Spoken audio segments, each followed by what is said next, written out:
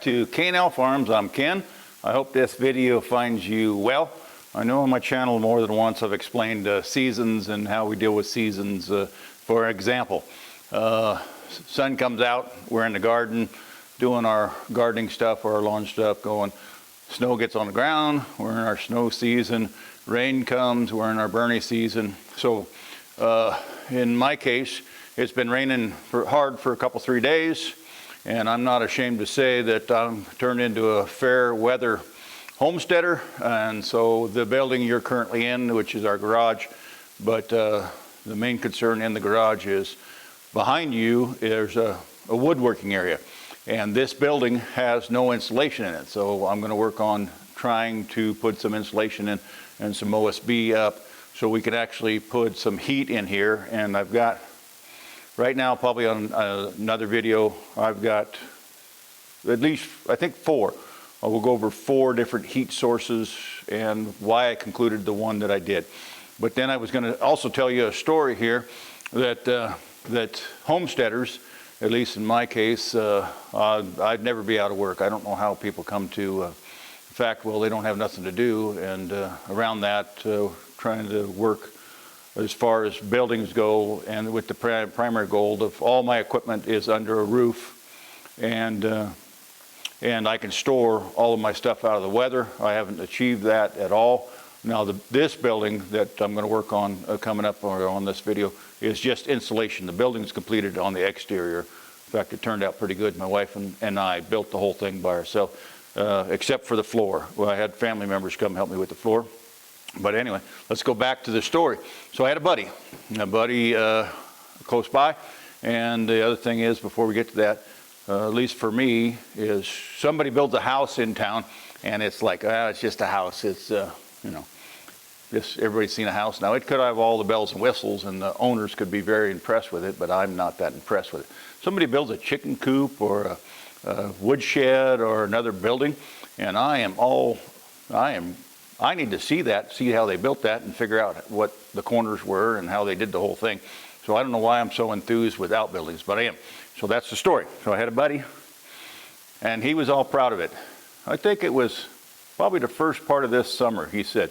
Now he built, I think it was a 30 by 48, the building he built. It's an outside building. And that square footage is not that impressive to us, but still it was nice. He had bragging rights around it. And so he come to me, and I went over, of course, to see his building and look at the building because I was impressed with it. And he finally said to me, he had made it. He had made, and he had enough roof area that he could store all of his equipment. I was like, well, I don't think I'll ever be able to achieve that. And then I went away, and I think I went about a week, maybe 2 weeks. I come by, he's got a brand new tractor. He had a brand new chipper out front. He had a brand new wood splitter. And all of that stuff, he didn't have room in his buildings for them to be undercover. So the dream lasted for, at least for him, for about a week. So, and I know you've concluded that's not very much material. You're currently in a 30 by 30 building, and you're exactly right. But I'm dealing with the same thing you are. Money has gotten extremely tight. Everything has gotten more expensive. So I buy as I can afford it. So I'll put this up, put the OSB up. I'm trying to get the corner insulated, and OSB just in the corner, just enough to keep heat in. Now I might insulate it, put the OSB up, and then box it in, put a heater in there and see if it'll actually sustain some heat, but I'm not sure of that. But that's what I could afford today. Okay, if you're still here, thank you, I appreciate it.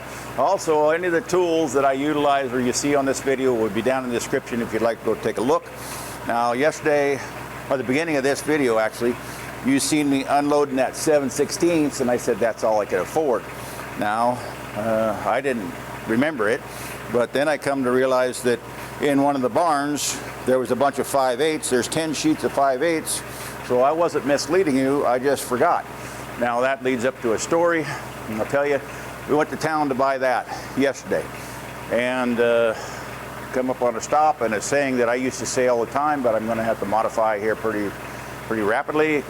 Come up to a stop, I stop, wife looks out the window, she says, how long has that stop sign been there? I said to her, well, it's been there as long as I can remember. And as I'm driving away, I'm thinking, well, that was kind of stupid. I don't remember what I had for dinner last night, so I'll have to come up with a different saying than I used to use. And we're going to spin here in just a minute, and I think I have 3 tips. I guess they go along with pro tips that I utilize, or mistakes that I've made that I'm going to bring to your attention to try and make it so that you don't make the same mistakes that I have made in the past. Okay, 3 mistakes that I've made in the past. I'll try and illustrate to you. Actually, I think it might be 4, but in any case, I'll try and illustrate to you. The other thing is the reason I'm in a hurry is right now is time for us to be making our Christmas presents, and I've got all the tools moved away behind the camera. So I need to get this wall done, this back wall, as soon as possible, so that I can actually move the tools back so that we can go back to making presents. So I don't know if you can see it on frame, but on the top of this is a 10-foot wall. The top of this, there's a double stud. Of course, there's a double stud, and if you don't hang, in my case, I'm going to hang a 2x6 on top. If you don't hang a leisure that sticks over, when the first piece of material comes up, it sits there and flops the whole time. If you put a ledger, and that ledger doesn't have to be very big, I think mine's protruding maybe 2 inches. A 2x6 is protruding about 2 inches, it looks like. And that way, this material has somewhere to hit so it doesn't sit there and flop the whole time. Because after you build it, it's like, well, that was stupid. But there's going to be 3 things that I've done that have been stupid. So off frame, I had to build or insulate over in that corner. I had to insulate for the well house. My well house controller and accumulator tanks are over in that corner, and I had to insulate that corner. And what I did was, which I'll modify, is I took an 8-foot piece, and I set it on this ledge, and I ran it vertical, long ways up. And it left, on the top, it leaves that 2-foot seam all the way around. Now, when I go to put it on this time, I think, now, a new thing that a lot of people are doing, I don't understand why they're doing it this way, but they're putting the sheet vertical. And I'm going to put it vertical, put the first sheet up, second sheet up, put the 2 feet on the bottom. That way most of your tools cover this 2-foot seam. You don't see that seam. Well, that was 1. This is 2. The other thing I was going to show you, kind of a bonus thing, was actually when I built this, I remember I built it by myself, well, me and my wife, and I forgot these blocks. These, I think they call them hurricane blocks. I forgot these blocks, and the inspector caught it. And wasn't that big a deal, and I liked the fact that he just said that. Well, before I sheeted, he said, well, you got to put these blocks in. And I said, can you tell me, what you're talking about? He said, on that seam line, on the external portion of this OSB, on that seam line, you got to have a hurricane block all the way around. Now, if you have a window, you got to have them every side of each window and on each wall, end wall. Now, see, I put them right here on this door also. You see them right here. Okay, so that's 1, 2. Oh, and the other one was actually I'm going to put this piece vertical and not horizontal because I don't like, well, 1, I want to cover more material as fast as I can. Now, if you leave down the comments, if you can see me right now, remind me to take the spare key. I got a hide key in this corner, and I'll probably pick that spare key out of there so I don't sheet over it or insulate over it, because I would have forgot it unless I caught it right now. See the spare key. Okay, I got the 2x6 for that ledger board. Also, I removed the keys and put them in the house so I wouldn't forget it. Let's put that ledger board up next, and then I'll cut some insulation here in just a minute. If I can get that ledger board up there. And this light, sorry about this light right here, but you might be able to see that end. Now I'm going to put the cup down, if I can get it up in that corner.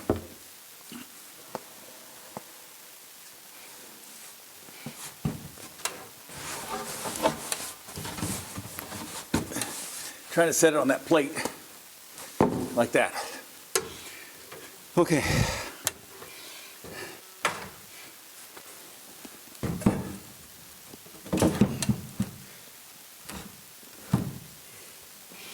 Okay, now, remember I said it's been years. I actually had, no, I didn't have. I got a 2x4. I know what I did. This end gable, I double faced it. So that's actually sitting in there crooked right now because of this board. Okay, so I got to trim off about 1 inch off this board. I hate to take it back down, but I got to do it. What happened was, I'm starting to recall now, I put this dormer end on. It's a single plywood, and when I got it, one of them was broke. One of these stringers was broke, so I just put a strung back on it and nailed it out to hold it in place, and that's protruding into the area that this board's got to sit in by 1.5 inches. And I didn't recognize it when I first measured it, so I got to take this back down and cut it. I got to cut, I better check that. Let's say 2 inches. So I got to cut 2 inches off of that. If I can get this back down without breaking something. Okay, we'll try that again. I'm assuming this time it's going to be much lighter because I cut 2 inches off the end of that.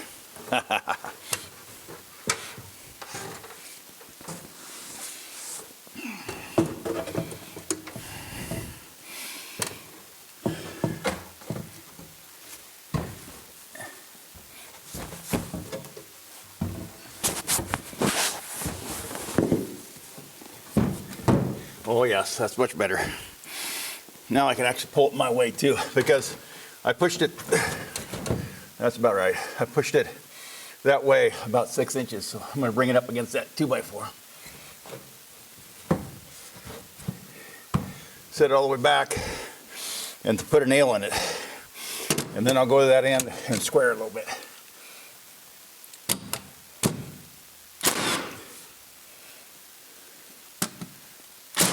Okay, now we take the ladder down there, and then I'll nail it out, and we'll cut some of that insulation up.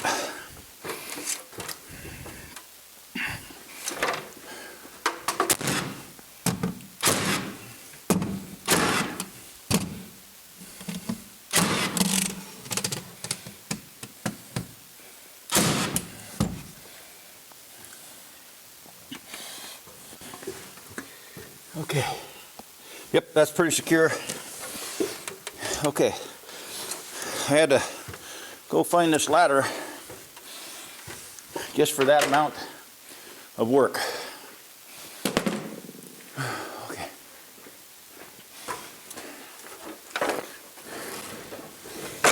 Get it out of the way because I'm going to need this work area pretty quick.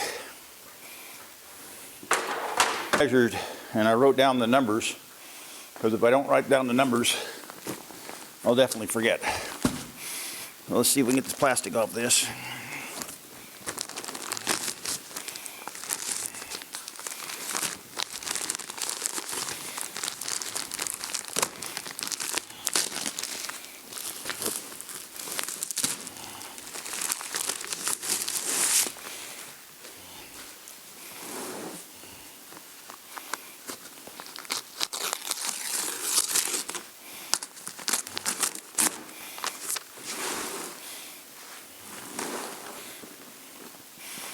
I'm going to set it up, paper side up. I know I need 6 of these, 20 inches long. 1, 2, 3, there's 6 of these. But that first bay is narrower. So that was kind of an experiment to see how it works. Get that stick I had. I just take a stick, at least the width of the piece of insulation.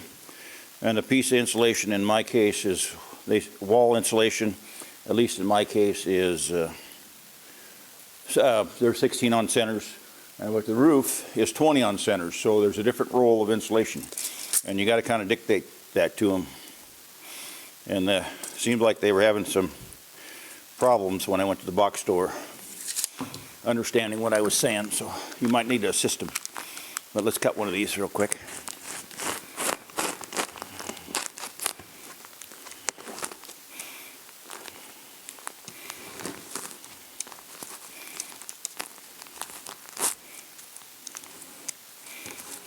Okay, there you go. There's one. Remember, I need 6 of them.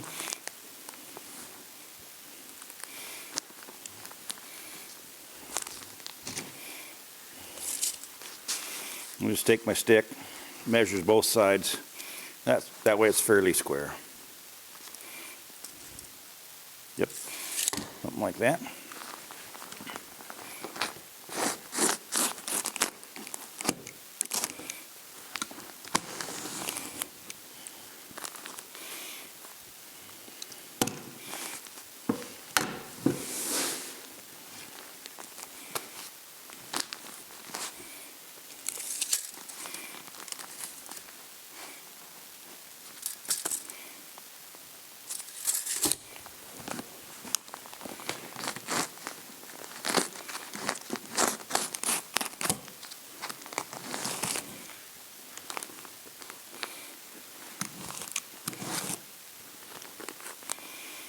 Okay, so let's make a long one, virtually the same exact thing. It's just more difficult to measure.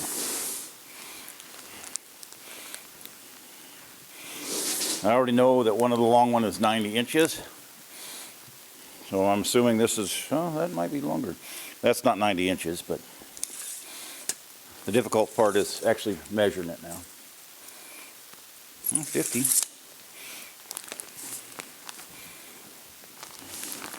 Now, if you're going to do a bunch of this, you would just extend your table, take a piece of OSB, build your temp table out of a piece of OSB, and then you could actually measure the whole thing. You won't have to fuss with it. But since right now I'm only attempting to do 4 rolls,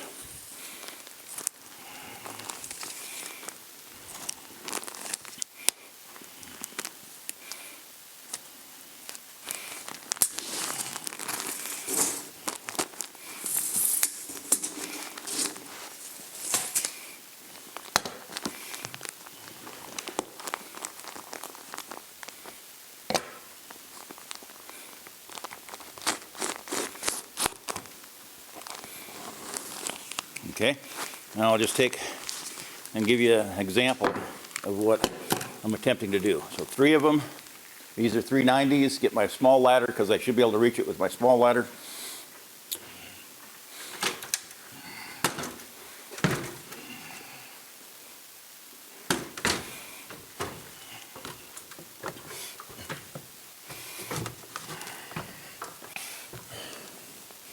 Just put it in this spot, and then see there's a piece of wiring there, and there's also a piece of, this is water line. This water line is actually going to our garden. See, this piece is narrow here, and I'm just gonna try and tuck that back in there like that a little bit. Now, sometimes you would peel this over and put a staple in there. I got a stapler behind me, but I think it'll stay in there, at least in these cases, long enough that I can get OSB over it. I got to fix that one a little bit. And the older I get, I guess the smarter I try and work.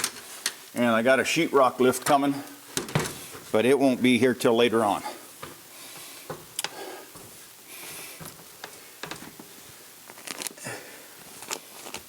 Okay, that's not bad. Now also, I think R13 is set for a 2x4 wall, and these are 2x6s, but we're just attempting to put some fashion of insulation in.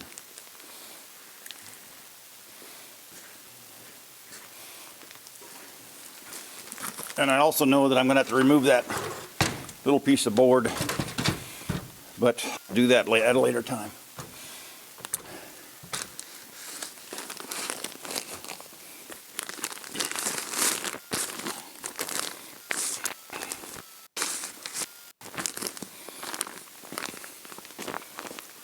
I might have to get a stapler for this, but I don't know that yet.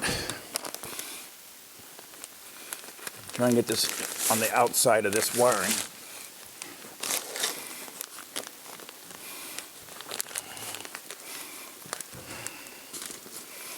Get it tucked in there a little bit.